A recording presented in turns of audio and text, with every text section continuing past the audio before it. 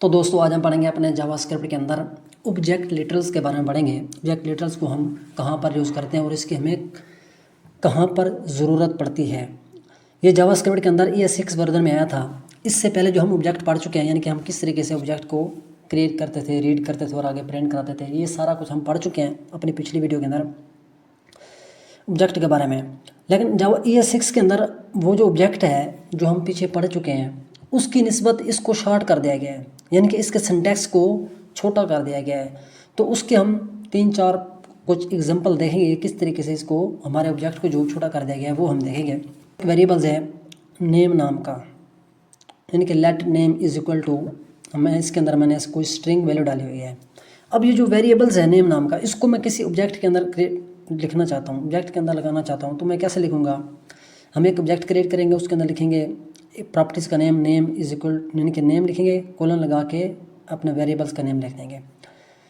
तो ये जो हमारी वैल्यू है, तो इस तरीके से हम इसको प्रिंट करा सकते हैं आगे कॉल करके। तो हमारा पहले वाला तरीका था, यानी कि ES6 से पहले हम इस तरीके से यूज़ करते थे, प्रॉपर्टी लिखते थे, आगे वैल्यू लिखते थे या वेरिएबल्स का नेम हम क्रिएट करते थे। तो अब ES6 के अंदर इसको क्या कर दिया गया है, यानी कि हम एक ऑब्जेक्ट क्रिएट करेंगे, उसके अंदर सिर्फ एक नेम लिख देंगे। यानी कि अगर हमें मालूम है कि हमारा जो प्रॉपर्टीज़ और वेरिएबल्स का नेम है वो सेम है, यानी कि नेम है और आगे वेरिएबल्स का नेम भी सेम है, तो इस सूरत में हम सिर्फ इसको एक बार लिख सकते हैं।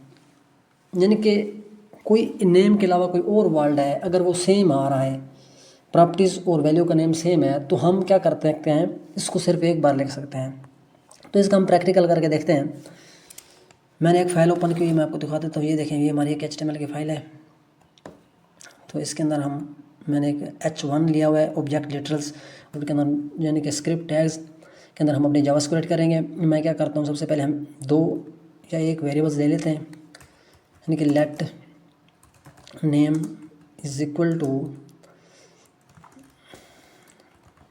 मिस्टर इलियास।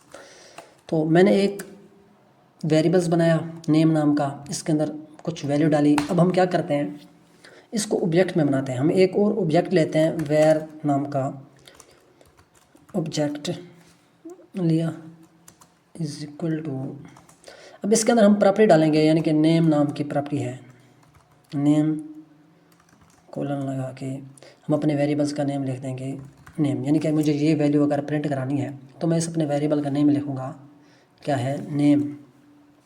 प्रिंट कराते हैं कंसोल डॉट लॉग के अंदर। मैं इसको थोड़ा सा स्क्रॉल डाउन करता हूँ, ये देखें।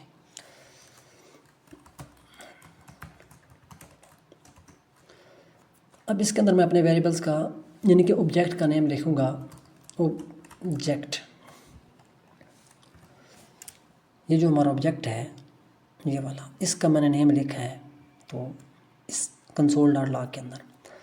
अब हम इसको सेव करते हैं, तो चलते हैं डॉक्यूमेंट के अंदर, इंस्पेक्ट करते हैं और कंसोल के अंदर जाके चेक करते हैं ऑब्जेक्ट जो देखो हमारा प्रिंट हो गया। यहाँ पे हमारा नेम नाम की प्रॉपर्टीज़ है और उसके अंदर वैल्यू कौन सी है, मिस्टर इलियास नाम की वैल्यू आ रही है। ठीक हो गया। अब हमारे पास ये सेम है दोनों, यानी कि प्रॉपर्टीज़ का नेम और वेरिएबल का जो नेम है वो सेम आ रहा है।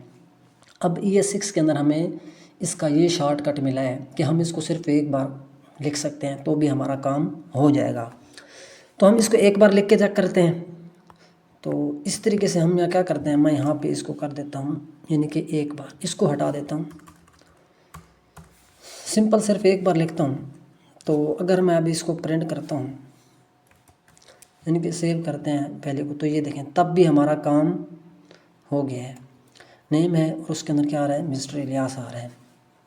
तो ये था एक, यानी कि हमने एक एग्जांपल देखी है। यानी कि अगर हमारे पास हमें पहले से मालूम हो कि हमारे पास जो ऑब्जेक्ट के अंदर जो प्रॉपर्टीज़ और जो वेरिएबल्स का नेम है वो सेम आने वाले हैं, तो हम उसको सिर्फ एक बार लिख सकते हैं तो हमारा काम हो जाएगा।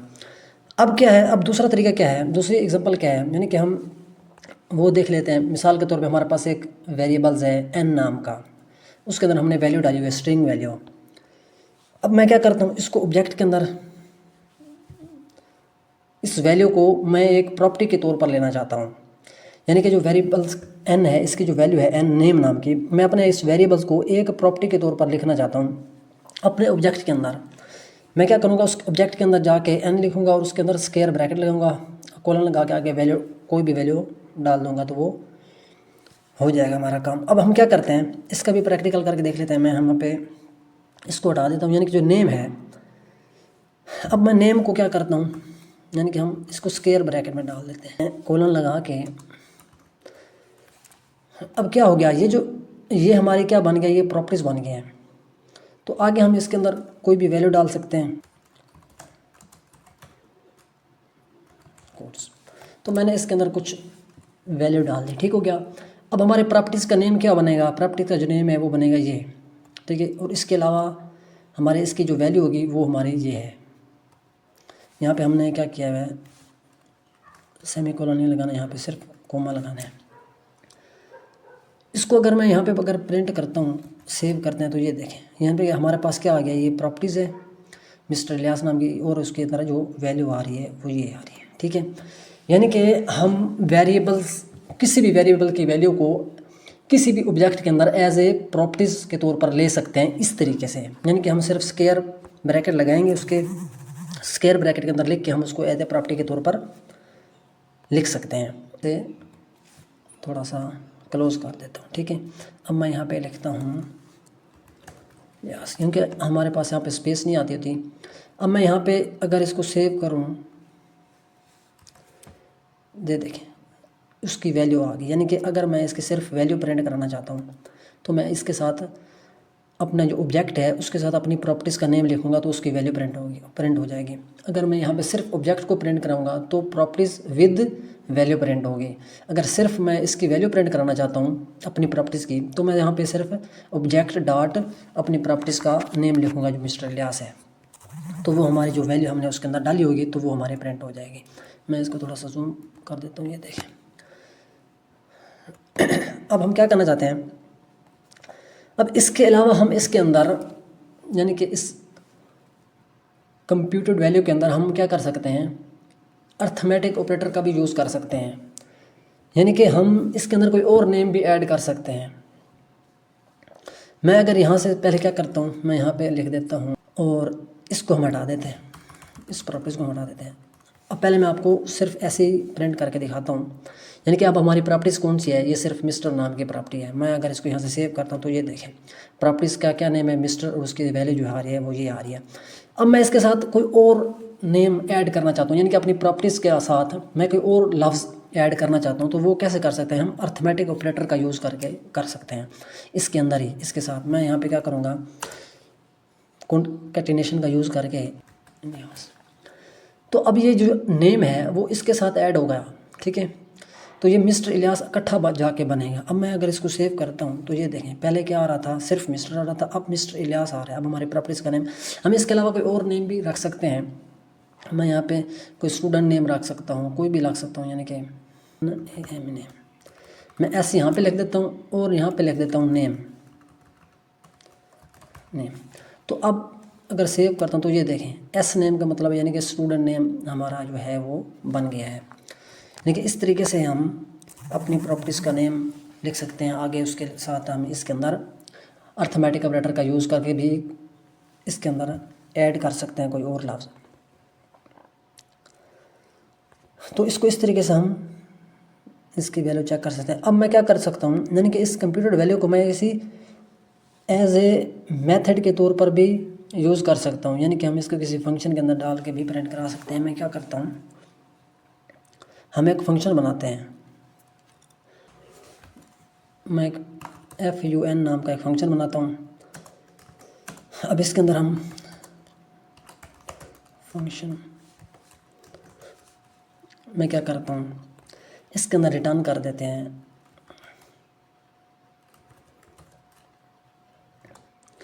हम यहाँ पे स्ट्रिंग टेम्पलेट स्ट्रिंग का यूज़ करेंगे। यानी कि हम लेंगे बैकटिक का यूज़ करेंगे 2 बार। अब इसके अंदर हम वेरिएबल्स का नेम भी लिख सकते हैं, कोई भी वैल्यू यहाँ पर लिख सकते हैं।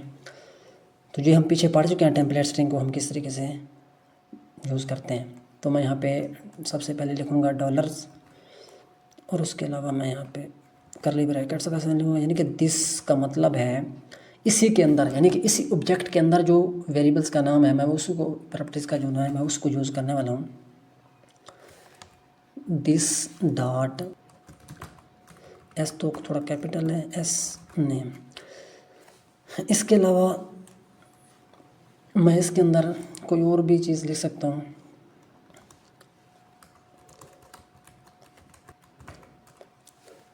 तो अगर हमारे पास कोई और वेरिएबल होता तो वो हम वहाँ पर भी हम यूज़ कर सकते हैं, उसको भी हम इसके अंदर यूज़ करते हैं। अगर हमारे पास 2 वेरिएबल्स हैं, 3 वेरिएबल हैं, उसका हम इस एक फंक्शन के अंदर यानी कि इस टेम्पलेट स्ट्रिंग के अंदर हम उनको यूज़ कर सकते हैं। तो अब इसको प्रिंट कर किस तरीके से करेंगे, यानी कि यहाँ पर हम जाएंगे, ये तो हमारा ऑब्जेक्ट प्रिंट हो रहा है, इसके नीचे मैं क्या करता हूँ, फंक्शन को प्रिंट कराता हूँ, यानी कि फंक्शन के ज़रिए हम इसकी वैल्यू को प्रिंट कराएंगे।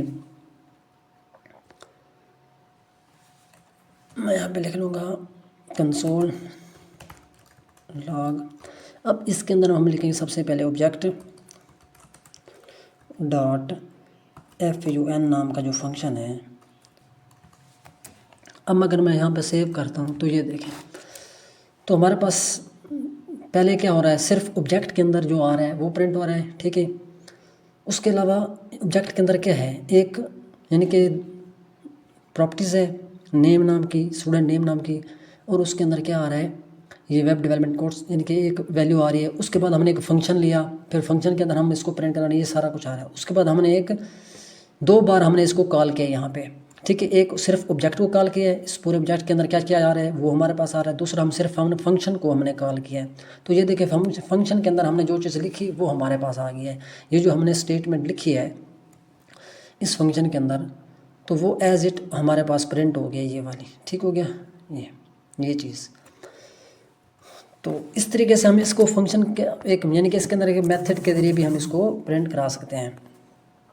तो उसके बाद जो हम पढ़ने वाले हैं, तो जो एग्जांपल है यानी कि जो तीसरा तरीका है वो है फंक्शन का, यानी कि हम फंक्शन को किस तरीके से शॉर्ट तरीके से लिखते थे। ये 6 के अंदर इसको किस तरीके से शॉर्ट, मिसाल के तौर पे हमारे पास एक ऑब्जेक्ट है, लेक्ट ऑब्जेक्ट नाम का एक ऑब्जेक्ट है। अब उसके अंदर हमने क्या किया, एक एज ए प्रॉपर्टी नेम नाम की हमारे पास प्रॉपर्टी है। दूसरा हमारे पास एक फंक्शन है शो नाम का, मिसाल के तौर पे एक फंक्शन है। अब हम इसको, ये तो हमारे पास पहले ES6 से पहले भी था। अब ES6 के अंदर इसको किस तरह इसको चेंजिंग किया गया, इस ES6 के अंदर इसको मिसाल के तौर पे हम एक और लेते हैं ऑब्जेक्ट, उसके अंदर प्रॉपर्टी लेते हैं नेम नाम की। अब ये जो नेम है फंक्शन का शो नाम, हम सिर्फ फंक्शन का जो नेम है शो, सिर्फ उसको लेके राउंड ब्रैकेट लेंगे और करली ब्रैकेट लेके उसके अंदर जो भी प्रिंट करना चाहते हैं कर सकते हैं, ये तो हमारा काम हो जाएगा। अब फंक्शन हटा देंगे और कोलन को भी हटा देंगे, फंक्शन और कोलन का साइन हम हटा देंगे। तो ये ES6 में हुआ था, ES6 वर्जन में ये इस तरीके को चेंज किया गया था, यानी कि हम इस तरीके से भी इसको प्रिंट करा सकते हैं। ES6 से पहले सिर्फ हमारे पास क्या था, ये था, हम फंक्शन का नाम भी लिखते थे और फंक्शन को भी साथ ऐड करते थे, कोलन का यानी कि साइन भी लगाते थे। तो ES6 में इसके अंदर मेजर चेंजिंग हुई थी, काफ़ी चेंजिंग हुई थी ES6 के अंदर। तो इसी को हम देख लेते हैं, यानी कि अब हम इसकी प्रैक्टिकल करके देख लेते हैं फंक्शन को किस तरीके से हम शॉर्ट तरीके से लिखते हैं। अब मैं क्या करता हूँ, तो हमारा ये काम हो रहा है, तो मैं यहाँ पे क्या करता हूँ, इसको हटा देता हूँ सिर्फ ऑब्जेक्ट को। अब मैं सिर्फ फंक्शन को प्रिंट कराता हूँ। देखें ये हमारे पास जो स्टेटमेंट आ रही है फंक्शन के अंदर जो हमने लिखी है ये वाली, ठीक है, तो वो प्रिंट हो रही है क्योंकि ये हमने इस प्रॉपर्टीज़ का नेम लिया है, यानी कि एस नेम, या मैं यहाँ पे लिख देता हूँ स्टूडेंट नेम, ठीक हो गया। अगर अब मैं यहाँ पे भी मैं लिखना पड़ेगा स्टूडेंट नेम,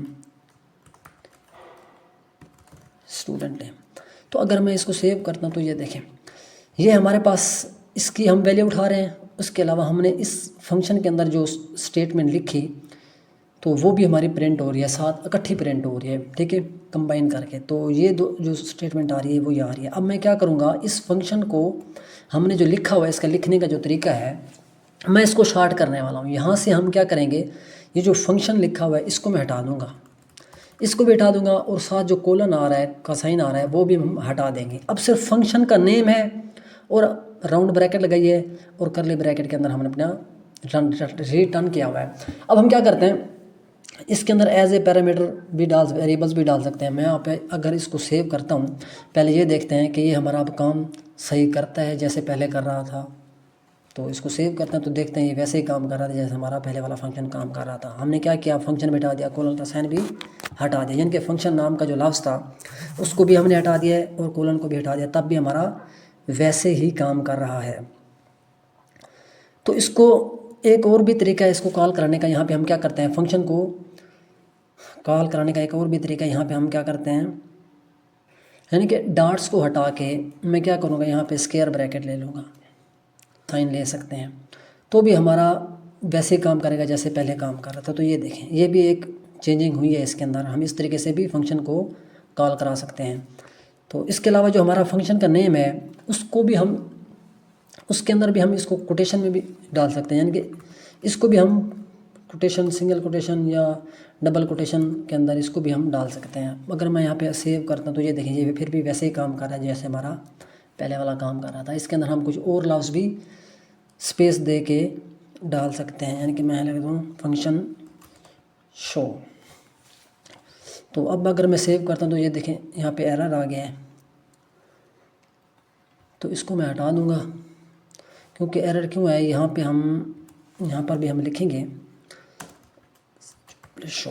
तो अब मैं अगर सेव करता हूँ तो ये देखें ये वैसे ही काम कर रहा है, यानी कि हमने इसके अंदर यहाँ पर भी हम कॉल कराते वक्त भी दोनों लफ्ज़ लिखेंगे जो हमने यहाँ पे फंक्शन का नेम रखा था, वो एज़ इट वैसे ही सेम यहाँ पे लिखना पड़ता है, तो तब जाके ये हमारा प्रिंट होता है। तो इस तरीके से इसके अंदर चेंजिंग की गई।